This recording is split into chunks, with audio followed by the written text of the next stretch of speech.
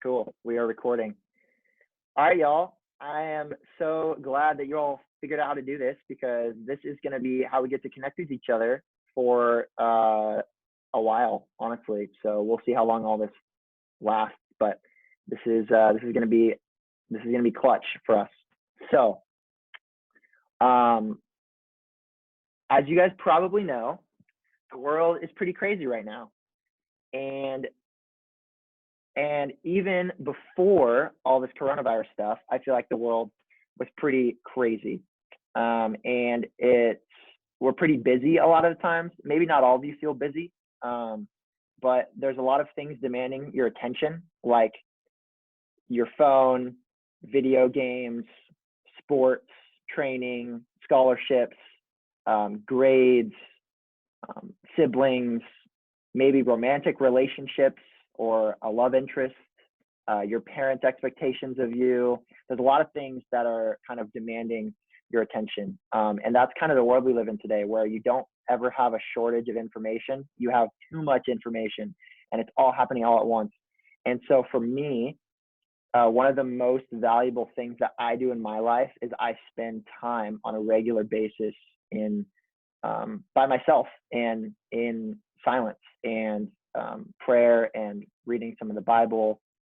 But most importantly is to get away from the distractions and actually get to remember who I really am and who God says that I am.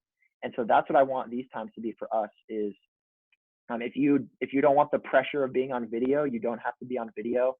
If you want to just listen, you can do that. But I want these morning Devo times, which are going to happen Monday through Thursday at 10 a.m. for the foreseeable future.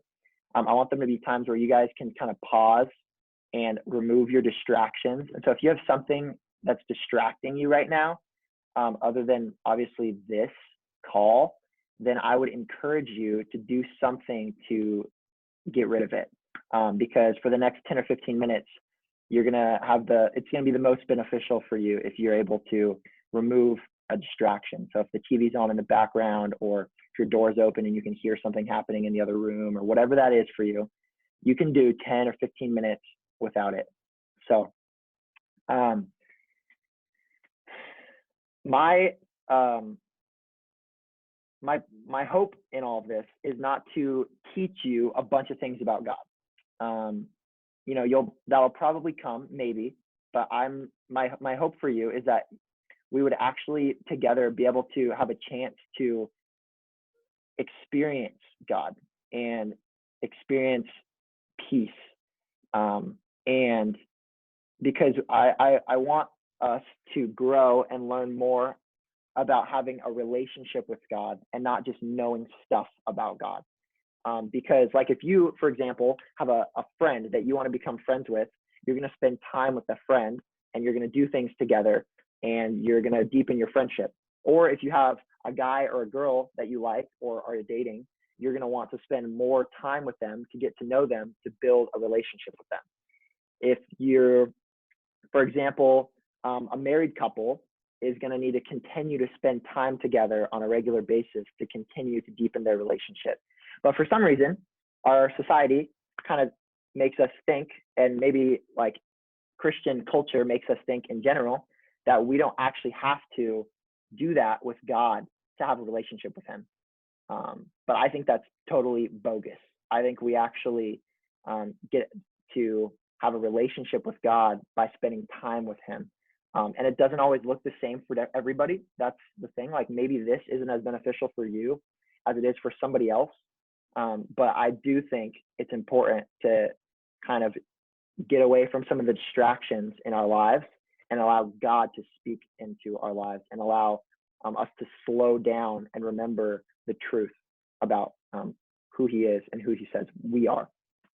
So we're going to do something today that the complicated term is called Lectio Divina, but it's actually really just like a slower, more spiritual reading of a little chunk of the Bible. And so what's going to happen is I am going to read Matthew chapter 4, verses 18 through 22 slowly a couple different times. And I want you guys to be in whatever like space is the most focused for you. So if you want to close your eyes, you can close your eyes. If you want to turn off your video, you can turn off your video. If you want to follow along in a Bible, you can do that. But I want you to just let it, like, imagine you're standing in under a waterfall and it's just like falling all over you. I want you to just allow what I'm reading, the story that I'm going to read. It's very short, but allow it to just like flow over you. And then I want you to just try to be silent and then to think about what word or phrase kind of jumps out at you. Don't think too much into it. Don't try to create some word that stuck out to you. Just listen to it and listen for if something sticks out to you, a word or a phrase. All right, I'm going to read it through slowly a couple times.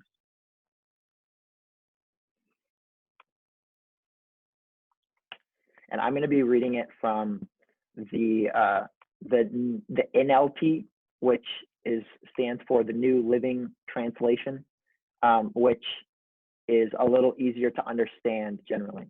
So, all right. Before we do this, I would love everyone to close your eyes and just take a couple deep breaths, slowly in and slowly out.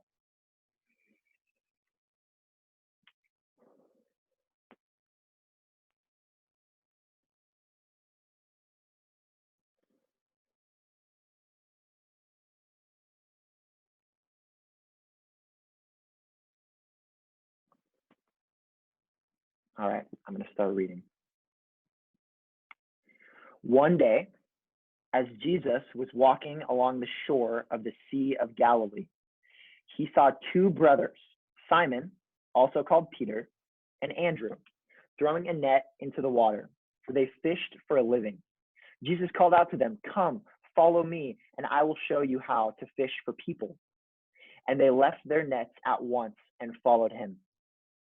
A little farther up the shore, he saw two brothers, James and John, sitting in a boat with their father, Zebedee, repairing their nets.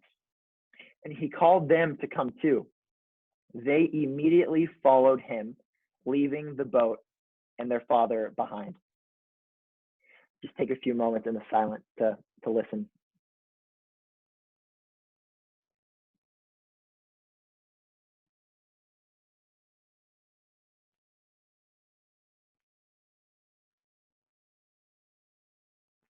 As I read it again, keep thinking and listening for if there's a phrase or a word that jumps out to you among all of the words. One day, as Jesus was walking along the shore of Galilee, he saw two brothers, Simon, also called Peter, and Andrew, throwing a net into the water, for they fished for a living. Jesus called out to them, "Come, follow me, and I will show you how to fish for people." And they left their nets at once and followed him.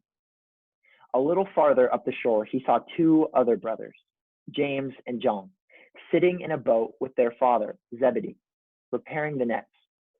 And he called to them too. They immediately followed him, leaving the boat and their father behind.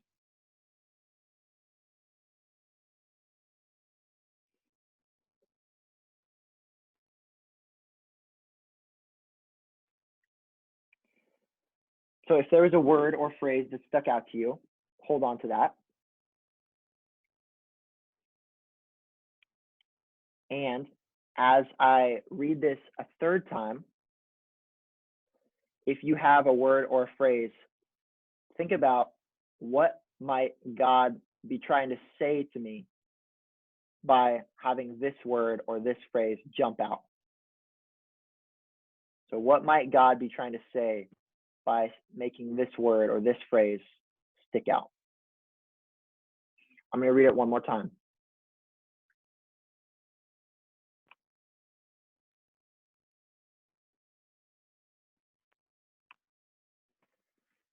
One day, as Jesus was walking along the shore of Galilee, he saw two brothers, Simon, also called Peter, and Andrew, throwing a net into the water, for they fished for a living.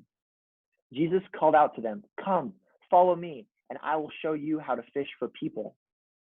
And they left their nets at once and followed him. A little farther up the shore, he saw two other brothers, James and John, sitting in a boat with their father Zebedee, repairing the nets.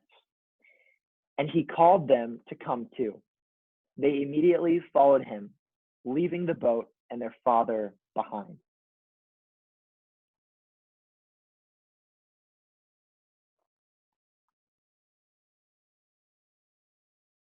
So here's what we're going to do. I'm going to open the chat back up. And if anybody wants to share the word or phrase that stuck out to them, they can.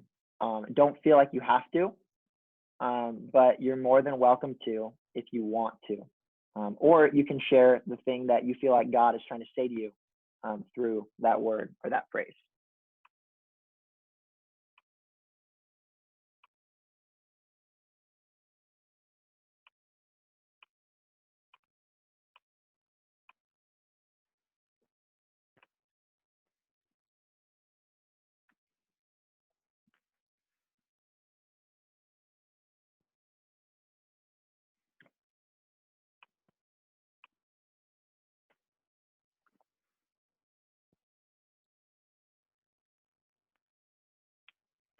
You guys are feel free to read the chat if you want. If you want it just to go to me, you can, which some of you guys are doing, which is fine. If you want it to go to everyone, just make sure it's selected everyone in your chat, because you can change who it's to. You could so you know.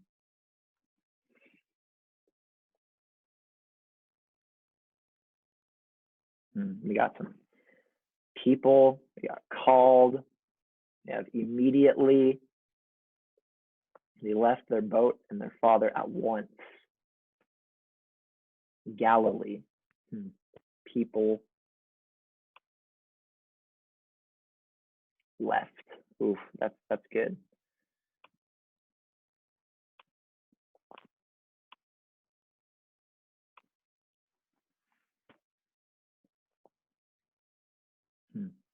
That's good, Ethan.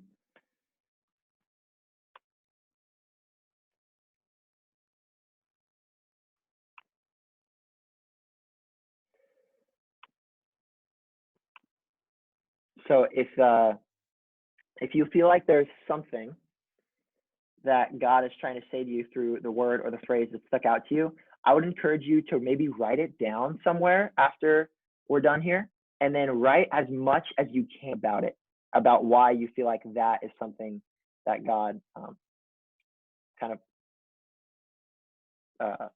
made stick out to you. And that's something that maybe today, as you go about your day, you just try to remember a couple times throughout your day. Like, oh yeah, like for me, different things like this, different ways to read the Bible and slower, trying to put myself in to the Bible is really helpful. And it takes practice though, so don't feel like you if that did nothing for you and nothing stuck out to you and you can't even remember what those verses were about, that's okay, because this takes time, and it's not about like a couple times we do this and all of a sudden you're like a super Christian. Like, that's not how it works. So it's about repeating it over and over and over again, kind of just like anything in life that you want to become better at or more in tune with. You have to do more and more. So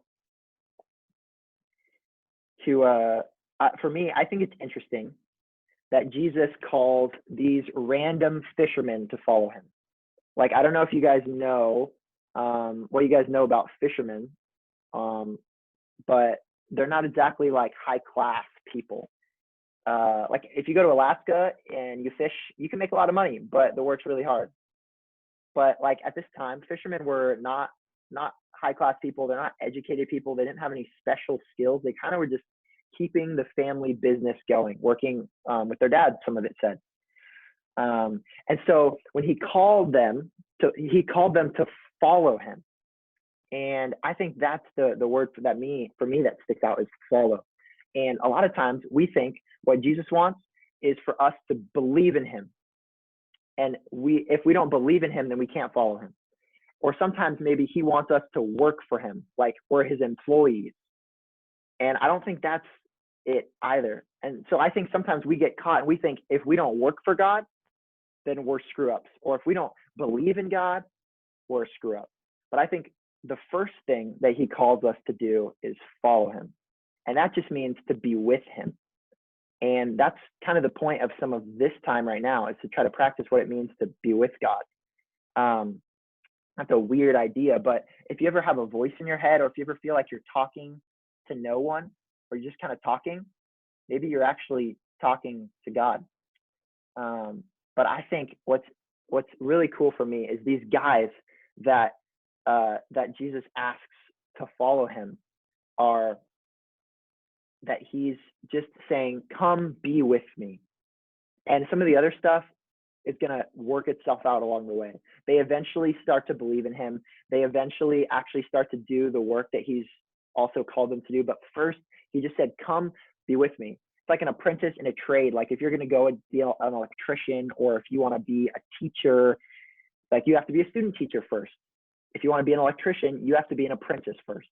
And that's kind of what he's calling these guys, these disciples, into. And that's what he's calling us into, is to follow him, to be with him, and to learn more about him by being with him. And that's my hope for these times, is that I would just give you a chance to be still and to be with God, and to maybe listen for his voice a little bit.